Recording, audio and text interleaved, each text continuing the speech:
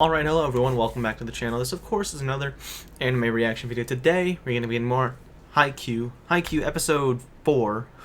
Really excited to hear this episode. I really enjoyed last episode, episode 3.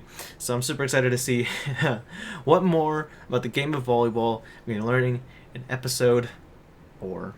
With that all being said, make sure to go check out the full-length uncut reaction down in the link in this one of the links in the description below, either on Pixeldrain or BitChute. There you can watch the full-length uncut reaction. Then you can come back to YouTube and watch the discussion. So without further ado, let's get into the episode. All right, so that was another really great episode. I'm really loving these past two episodes that have been amazing because I've been loving watching and learning more about the game of volleyball. That's probably right now my favorite part of it. Like I kind of have a toss-up between which are my favorite seasons of Haikyuu so far, Season 2 or Season 3. Because Season 2, the training arc was amazing, especially because we got Tsukishima's development. I fucking love Tsukishima. He was one of my favorite characters in Haikyuu. So that was awesome. And we learned a bunch of new things.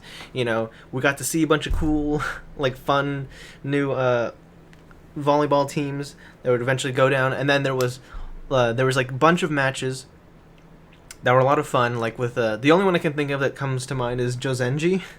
That was one of the teams they went up against in Season 2, and then there was the fated rematch with Oikawa and Aoba Josai at the end of Season 2, which was a fantastic thing.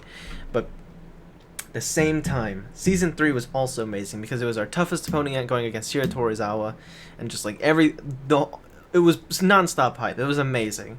So I have a hard time deciding, but I'm leaning towards Season 2 because it has the stuff at the beginning where we just learn things, sorry, and learn about volleyball, get to know the characters better and everything like that. I love that shit. It's so good. It's so good. I love it so much. And I love, that's why I've loved these past two episodes, because first two episodes were kind of just like setting up for what we'll be seeing this season, but now that episode 3 and 4, we're kind of like, we're in it now. We're here, we're learning, we're training, we're doing things, we're moving things along in a sort of way. So they're getting me intrigued and learning more about these other team members, especially the guy who looks like Bokuto. He's got an interesting personality.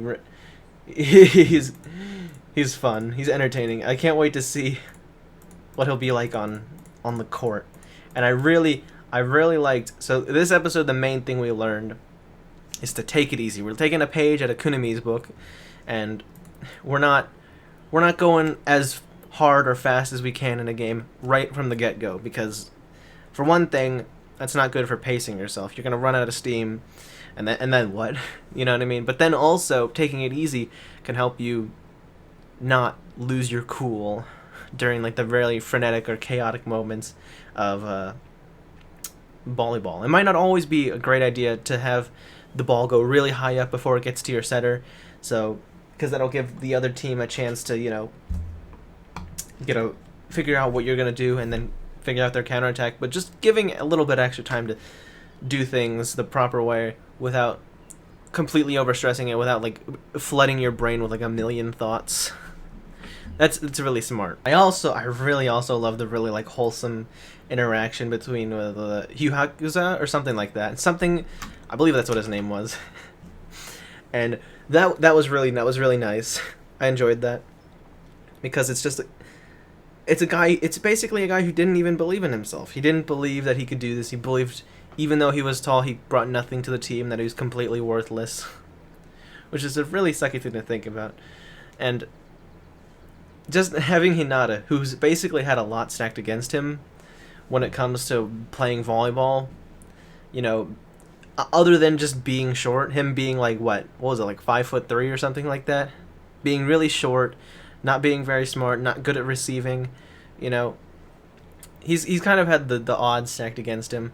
But the fact that he's been able to make it this far despite that, because of his speed, you know, his like stamina and his like jumping ability, that coupled with like the fact that he is able to learn, and the fact that he's got such an amazing team that's able to like make up for his deficiencies and whatever, and specifically Kageyama, who can take advantage of his natural born ability to, move around and jump up high and things like that.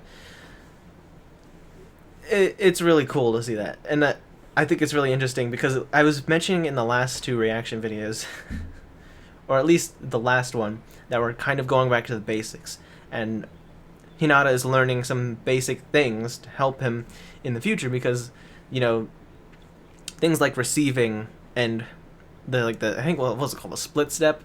Those are seemingly pretty standard things that I feel like a lot of players would know how to do, because at some point most players are going to have to get into a position and receive something. So seeing Hinata not only start to learn the really fundamental basics and very like the most basics of basic of basics in volleyball is really cool to see. And what's really cool to see is that he really is doing a great job observing the players now that he's not directly on court, and he's really soaking in this knowledge. And you can tell, and I love how they do that in this episode. They show that off without explicitly stating, without Hinata saying that out loud or anything. They show that by having Hinata actually give some basic advice for the kind of what would probably be considered, very basic knowledge about volleyball, and that's to just keep a calm head, take it easy, and I don't know. I think it works so well. It works so well, and I'm so excited to continue on this show in the future. I was scared to do season 4 because I thought season 3 and the OVA were kind of meh in terms of reaction content. I wasn't very animated during the hype moments in season 3, and I just didn't feel like I had a lot to say. But so, that's why I love this part of Haikyuu, where it's less hype, more development of the characters. It's so good. But I'll see if I can be a bit more hype or whatever you want to call it during the actual games in the second half of the season. But with that all being said, if you watch at the very end, thank you very much. Make sure to press the like button, subscribe, hit the notification bell so you don't miss a single upload in the future. Thank you once again for watching. Peace.